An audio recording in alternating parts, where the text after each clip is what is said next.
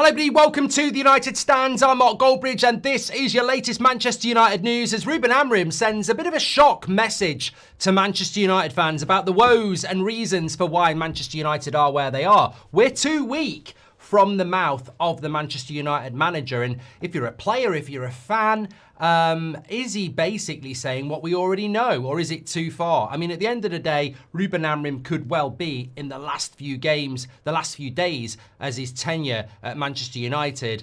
He's always been truthful. He's always been honest. And I think what he is saying here around the weakness that exists in these players is not nothing new. Erik ten Hag said it. Ralf Rangnick said it. Why should Rangnick and Amorim not say he's going to pay with his job? Some of these players won't pay with their job. Why should they care? Why should they be bothered? Maybe they should do something about it on the pitch. He's also spoken about why he thinks he can turn things around. He's also spoken about tactics. He's spoken about what goes on in training. He's spoken about the desire and need to bring more players in. So we'll delve all into that because it's a very interesting interview with Rangnick and Amorim.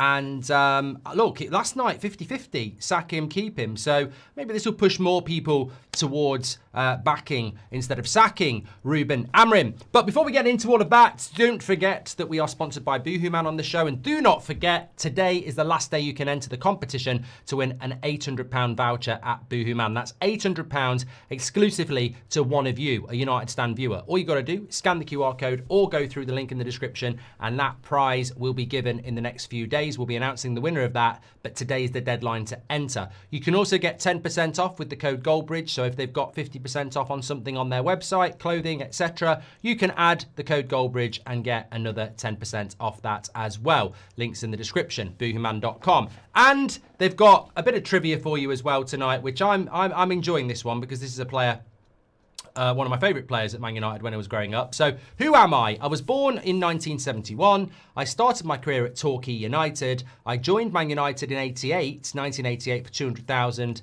and then a record fee for a teenager coming through a youth training scheme. I won the Premier League 3 times, the FA Cup and League Cup twice, and the European Cup Winners' Cup. I became the club's first choice left winger ahead of Danny Wallace after scoring a hat-trick against Arsenal in the 4th round of the League Cup in November 1990. United won 6-2. After leaving United, I played for Leeds and later had spells with clubs England and abroad. I think he played for Sampdoria at one point before hanging up his boots in 2004. And the answer to that question, loads of you've got it already, Lee Sharp. Everyone gets Lee Sharp off Torquay, really. If you know, you know. But yeah, one of my favourite players when I was growing up, Sharpie, and the Lee Sharp jig and all that. But don't forget, Boohooman. Last day to enter the competition, link in the description or scan the QR code. Thank you very much to Boohooman. Right, let's get into the show. So this is a Rangnick and Amorim quote. Sometimes we collapse when things go wrong. No matter the experience of some players who have been here for years, the past is always present and we must live in the future. So basically what he's saying is Bruno Fernandes, Dalot, Luke Shaw, Harry Maguire, doesn't matter that they're experienced players, doesn't matter how many years they've been here, sometimes they collapse when things go wrong, no matter who they are, what they're paid or what their experience is. When you observe players when things go wrong, you see Mbeumo who gives off something different because he comes from another environment. When you look at Cunha, he is sometimes frustrated, but he uses it as motivation and demands the ball. We must forget the past. I mean, Owen Hargreaves didn't probe that question anymore, but for me that would have been pop, pop, pop, pop, pop, pop, pop, pop, pop, pop. I'm like popcorn in a microwave. I am literally thinking, I want to ask this, I want to ask that, I want to ask this. Basically, what our manager is saying is, we are too weak. We are bottlers. I don't know what I'm going to get from my players every weekend. All true, all true. Inconsistency FC, Pampers FC, you know. They shit themselves at the first sight of trouble. But in a way, if you're Lenny Yoro or you're Patrick Dorgu or you're Kobbie Mainoo, you're sort of reading that and going, nothing to do with me. That's nothing to do with me. He is specifically talking about the players he's picking. He's specifically talking about the leadership team. He is specifically talking about players that have been here for years, who he doesn't know what performance he's going to get from them, and yet he picks them. He picks these players and is basically admitting, I don't know what they're going to do. Sometimes they collapse, even though they're experienced players. You know, the past weighs heavy. And what he's also saying is that Mbeumo and Cunha don't. So what he's really saying is give me more bloody players because the mentality of this lot is shit. Hallelujah. And this is the thing about Amorim. You know, the results aren't good enough. The decisions aren't good enough. And yet here he is dropping another big mic with the truth. It is the truth. We can handle the truth, and it is the truth. These experienced players that we give big contracts to, that we pay big wages to, are weak. They're weak. They are weak. Ten Hag said it. Amorim's just said it. Rangnick said it. You've all said it. When are the club upstairs going to listen? They're weak. You give them big contracts. You give them big wages. The manager of the football club never knows what's going to turn up. We don't know. When the going gets tough, they go. You know? So I think he's absolutely spot on. I think it's incredible that a manager in the position that he's in is, you know, willing to say it. But why not? If I'm going to lose my job, I ain't going to come up with excuses afterwards. I'm going to give you the truth before. They are weak. They are inconsistent. The past weighs heavy on them. They're not Manchester United players. They're not Manchester United players. But what he's saying is Mbeumo and Cunha are. Give me more. And, you know, look, I think Amorim always speaks with deeper meaning. The deeper hidden message there is not that hard to translate. What he's basically saying is, I've inherited a shit show. I have to pick a lot of the shit show because I've actually only been given 5 players. 2 are kids. Sesko's, you know, I've basically been given 5 players. You have to pick 11 and a bench. I've got 5. And one of them, Lemens, I don't even pick. So what he's basically saying is, Cunha and Mbeumo, proven players, have the right mentality. My experienced players that I've inherited don't. Essentially, he's saying, I need a lot more than Cunha and Mbeumo. I need my own players with the right mentality. I'm working with other managers' players who don't have the mentality. Do you think Amorim is using the leadership group continuously to show the inconsistency and how bad they are so that the board can make changes, says Rajaf? Those changes should have happened in the summer though, Rajaf. It's too late now. He also went on to say, we need leaders. But sometimes I think we lack guys who are a bit crazy.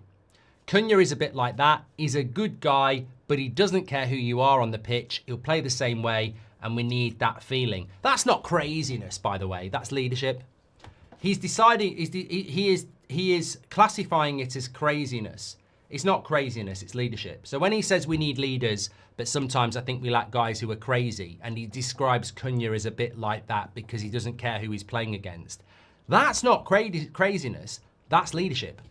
So if I go out onto the pitch and I don't care whether I'm at Anfield or Brentford or Old Trafford or the Nou Camp, I'm still gonna play my game and not be intimidated and not down tools. That's not craziness, that's just leadership. That's being a Man United player. So what he's saying again, he's just using a different word to try and class it as something that might not be as obvious. What he's basically saying is Cunha doesn't care who he plays, he puts the effort in. Doesn't matter if it's Grimsby or it's Liverpool, he will put the same effort in.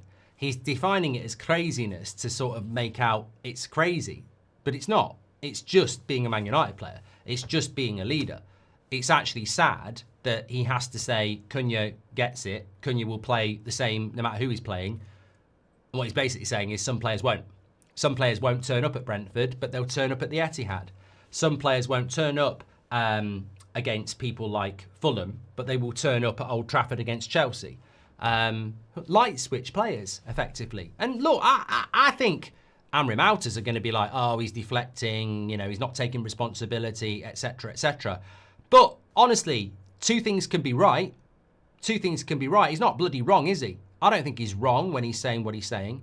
He says, what I see in training is much more freedom.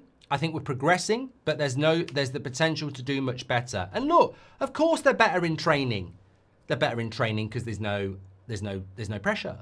They're better in training because they're enjoying themselves. They're better in training because they're playing against shit players. I mean, you're shooting against Binder, aren't you? You know, the thing about training is you're not playing against Van Dijk and Saliba. You're not shooting against Alisson and Raya. You're shooting against bloody Binder. You know, you're playing against, I mean, it must be brilliant in training because we haven't even got a good midfield. So imagine what the midfield is when you split them into 2 teams. So, you know, I bet they do enjoy training, because it'd be bloody easy, wouldn't it, by the sound of it? He also goes on to say that, I always say the same, it will evolve, that we will change the system, but it takes more time to transition from one system to another. I try to coach the team in the way I see football.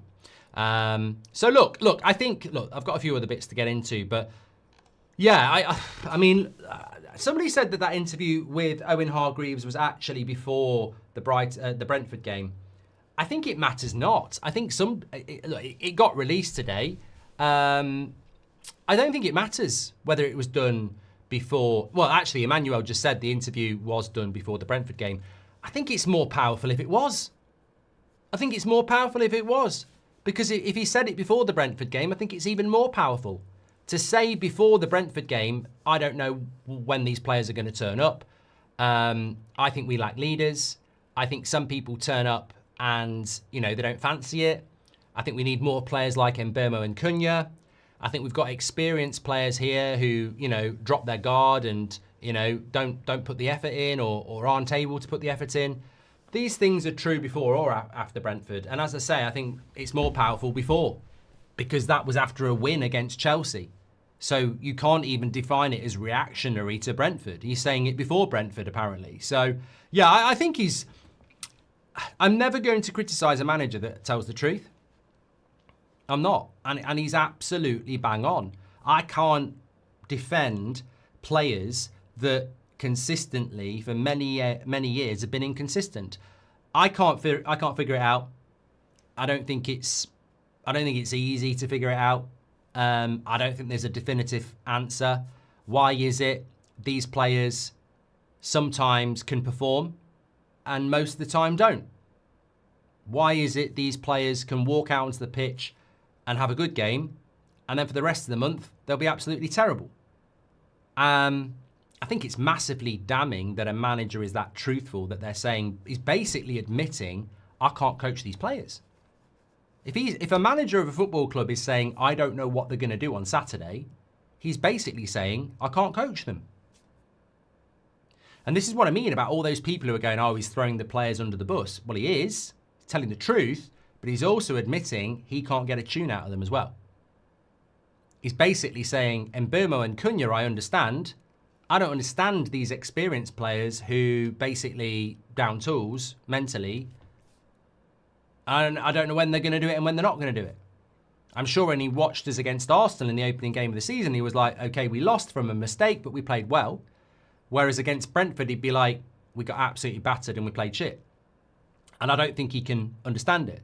Now, Tim Collins says the uncoachables. That is the $1 million question. Are they the uncoachables, or is it on the manager? And I think that the evidence is that they are the uncoachables. I think inconsistent players can't be coached, because if you don't know what you're going to get on a Saturday, they are the uncoachables.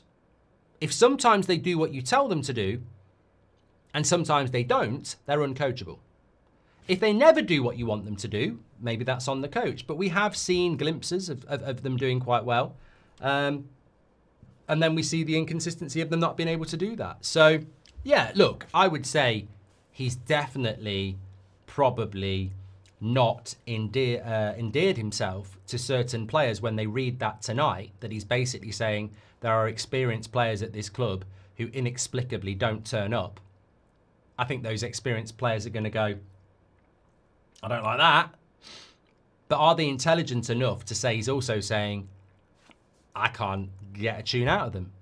You know, I am the manager, I can't get a tune out of them. So, and that is there for you to decide. My take on it is, look, Amorim's made a lot of mistakes, but he isn't wrong about these players. They are, I mean, I literally watch Man United games now, and I think it's hard to predict. I think a lot of people will say Sunderland will beat us on Saturday. I wouldn't be surprised if this week is the week where they go, right, we've had enough of this. We're getting too much criticism. Let's turn up. Whereas last week, we've won against Chelsea. Let's take the foot off the pedal a bit, you know? So predict the scoreline against Sunderland on Saturday. We could get battered 4-0 because they want the manager gone. They might decide, let's turn up this week. And, you know, I know that as a fan. You know that as a fan. He knows it as a manager. Ten Hag knew it. The owners know it. answers on a postcard, what United turns up on Saturday? I don't know. They could win that game 2 or 3-0 and play well. They could lose that game. They could draw that game. We don't know. We just don't know. It's an incredible inconsistency. Didn't he see, if they are not leaders, why keep Bruno in the team and as captain, and why not play Heaven and Yoro instead the trash Shaw and Maguire? Or is it all 26 players? I think and that's the $1 million question, MS. I mean, why not drop these experienced players? Probably because he doesn't trust the players behind them. Didn't he see last season why they here? Says it's just Sebastian. Mate, you got rid of how many players? 5? I don't think if he said get rid of 10 players, the club could get rid of 10 players. He asked for 6 and got 3. So I don't think the club would be able to. Parker says nothing justifies 15th in Grimsby. Well, I think it does, Parker. I think what you are saying is, I want to sack this manager, which is absolutely fine. What he says is justifiable if you agree with it. I agree with him. I agree that we have experienced players that are fucking an embarrassment. I agree with him that you don't know what you're going to get from week to week. I agree with him that these players are light switch players. I agree with that. You should agree with that. Doesn't mean that you don't say he's the guy picking Bruno. He's the guy picking Bienda. He's the guy putting Maguire centre back and exposing his lack of pace. 2 things can be right. Don't live in absolutes. Sounds to me like you're going, no, it's all the manager and not the player's fault. I think 2 things can be right. Does Bruno have in contract to play every game, says Shan? No, because he didn't start against Grimsby. And he got subbed off quite early against Chelsea. So I wouldn't have thought so. We should build around Luke Shaw, says 1 Inch Wonder. And Shahin says, I'm sorry, Amorim didn't know about Bruno's mentality in June. 7 months into working with him, says Shahin. Exactly. 2 things can be right. Mark, not all of the leadership group is a problem. Mazraoui and Martinez are in it, says ... And Rajaf says, I've done that one from Rajaf. 2nd worst Premier League manager of all time with 30 games, says Parker. He's on one tonight, nosy Parker. Look, as I said, I don't deal in absolutes. I don't think most intelligent people do. I think Amorim has always been very honest, but so have the results. It reminds me of Rangnick a lot. Rangnick spoke so much sense and the results were terrible. He had a pathway and a plan to change it. And I think in Rangnick's case, you could be very sympathetic to that because he never had a transfer window and he was only there for 6 months.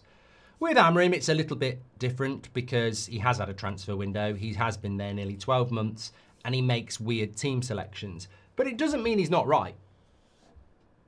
It doesn't. I'm sorry. It just doesn't. And as I say, this is his words. Sometimes we collapse when things go wrong.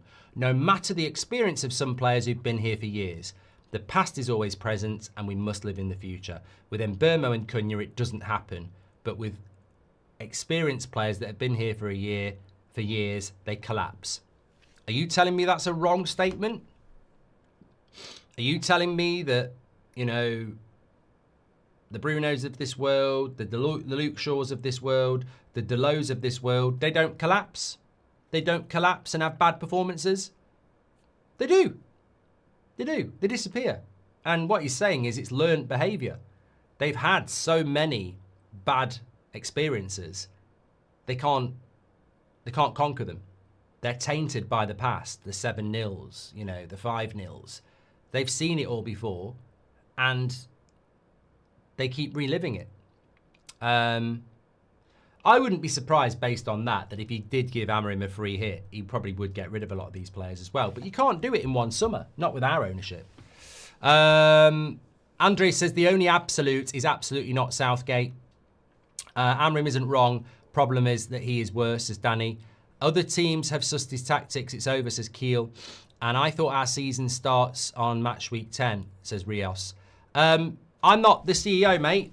I'm not the manager. I'm not the owner. And if you don't watch every show, it's really unfair on people that I have to keep repeating it to people who are trying to score points. Now, what Rios is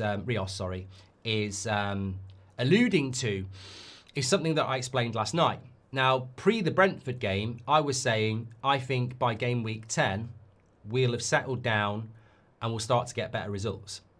And I basically was saying I wouldn't judge anything until game week 10. But like anything in life, only an idiot deals in absolutes. And I think that you should be able to change your opinion based on evidence. When I looked at the first 10 games, I looked at the fact that we had to play Liverpool, Arsenal, Man City and Chelsea, top 4 clubs in England. And I expected bad results. So what I was basically saying is by game week 10, we might have lost 4 games. But from game week 10, we won't have to play the top 4 until next year. So as long as we're improving, we should be fine. What I also said last night, Rios, was that I reserve the right to change my opinion like everybody else. And when you put in a performance like Brentford, at Brentford, like that, you can take your game week 10, you can smother it in lube, and you can shove it up your arse. Because I'm not being held to that statement. Because when you put in a performance like Brentford, you're basically the same team that's done this multiple times a season for years. And you don't get game week 10. You don't. You don't get game week 10. It's not a free hit. It's not like, oh, the season starts on game week 10. When you put in what you do against Brentford, where you should have been beat 5-1, you don't get to start the season in game week 10. The game week 10 statement was about, yeah, we've got to play the top 4 and they're better than us. And as long as we're making progress, then by then, maybe the season starts. Are we making progress, Rios? Are we bollocks? XG, touches in the box. What are the score lines? We're not making progress. So, game week 10 can go forth and prosper. Sunderland at the weekend, lose that, play shit in that. I don't think you get to game week 7. So, that's where I am with that. How do you keep going, Mark, despite the inevitable sacking of Amorim, redundancies, incompetence and a future under Glinios that you describe as hopeless? Because supporting your football club is not something you walk away from, Zoid. So there are fans out there who support absolutely shit teams in shit leagues who will still support their club. We cannot be spoiled and go, this club is broken, it's never going to go back, I'm not going to support it anymore. You might change how you support it. You might accept it. You might get empathetic. But supporting your club through thick and thin is what it's all about. As I said, I love Manchester United. I hate what it is. Manchester United's an entity to me. It's an existence. The way the club's being run is out of my hands, and I hate it. I see Cunha and Burmo and Sesko, they are hungry to win, but when I see the players there before Amorim and every other game, they seem half-arsed, says Payne. Spin says, I'm not Amorim out, but I am intrigued to see how Amorim performs at another Premier League club. Is the Man United curse real, says Spin. Look, if you have a better ownership, if you have a better strategy, if you have better players, you will perform better as a manager. At what point does hoping for Amorim to turn it around become the ownership writing off another season? Would you rather see proactivity to save it, says James? Look, they're not going to do anything before Sunderland. They're not. So, as I said this morning, there might be people who go, I hope we lose to Sunderland so he loses his job. Maybe that is, you know, short-term pain for long-term gain. He survived Brentford. There was discussions last year that with Ten Hag going into the international break this time last year, we played Aston Villa. Some people said that a draw against Villa wasn't going to be enough. He would get the sack, and he didn't. Some people are rumouring that no matter what happens against Sunderland, he will survive. I think that if he doesn't lose to Sunderland, he will survive. So, what I would do and what you would do is immaterial, because the reality is I think he's safe if he doesn't lose to Sunderland.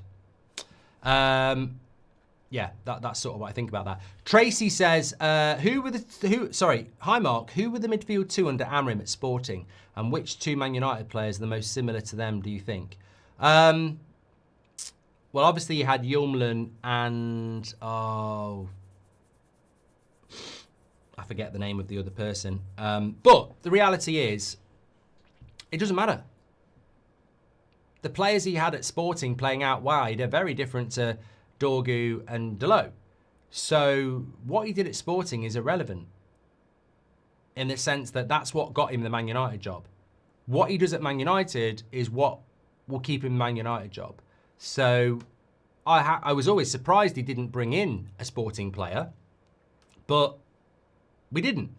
So what he did at Sporting is redundant in the sense that, you know, he's got to build something here, and he hasn't got a transfer window anyway. So the question is not what he did at Sporting and what's most similar to Manchester United. The question is what's the best midfield two he can play at Manchester United. I certainly don't think it's Bruno and Mainoo. I think you can argue it's Mainoo in it, but it ain't got Bruno in it. There is no... The reality is, if I'm ranking Man United midfields combinations, and I don't know the maths if there's 4 players, is it 7? I don't know. But for me, the top 3 midfield combinations are Ugarte and Casemiro, Ugarte and Mainoo, Casemiro and Mainoo. They're the 3. Every single one of them doesn't have Bruno in it. So argue amongst yourselves what you think our best midfield combo is. I'd like to see Mainoo and Ugarte because I think it's the most forward thinking and it's the quickest. But you could say it's Casemiro and Ugarte. You could say it's Casemiro and Mainoo, but it's definitely not one with Bruno in it.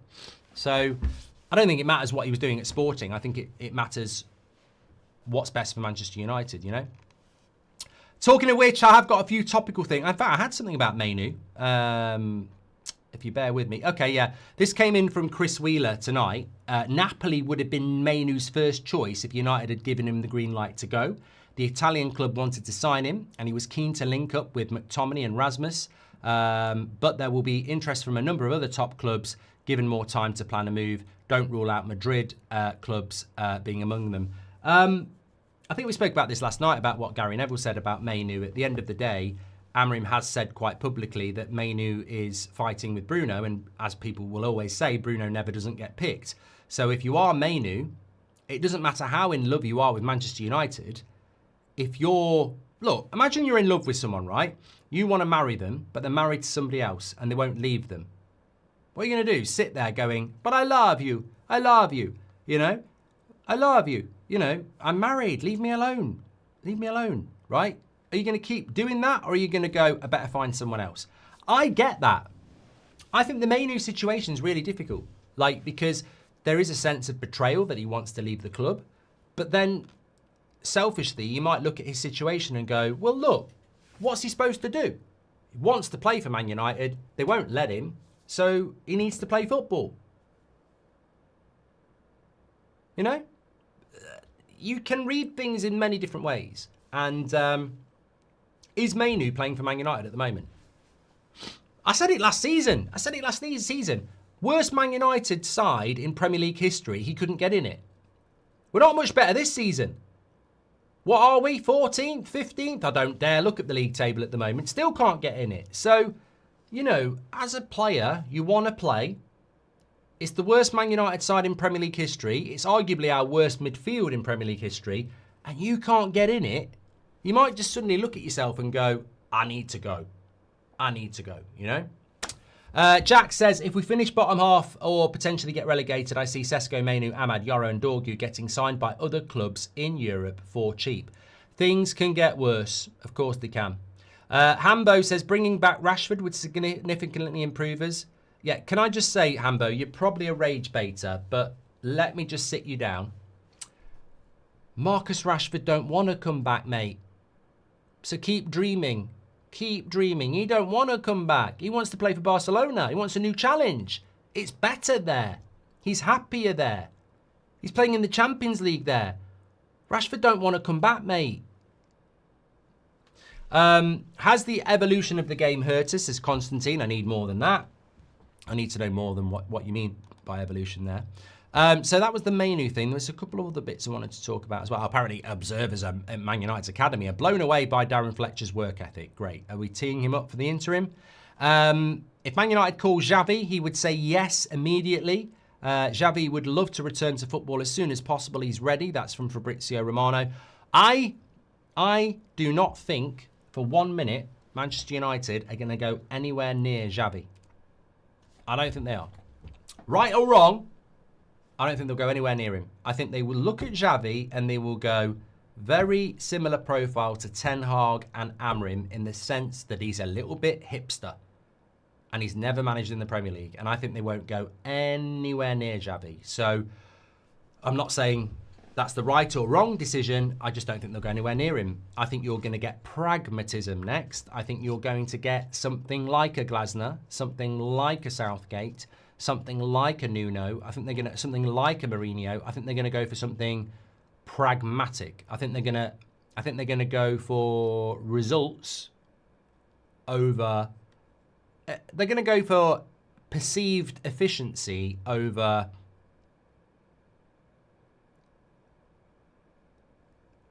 eye test, you know? They're going to take result over quality of football, basically. That's what they're going to do. I think they're going to go for result over quality of football. I think they'll bring somebody in that can take these shitty players, give them very simple instructions and say, try and grind out results. Ollie ball, basically. Let's park the bus, play how you want to do. Let's defend the edge of our box and counter. The problem is, how do you counter with a predominantly slow team? We haven't got any pace in that team anymore. I mean, Sesko's quite quick, and Mbeumo's... to be fair, Sesko, Mbeumo and Cunha, it might work, but have we got enough of that? The midfield's not particularly quick now. It's a long way from the edge of our box to the edge of the opposition's box, is what I'm trying to say.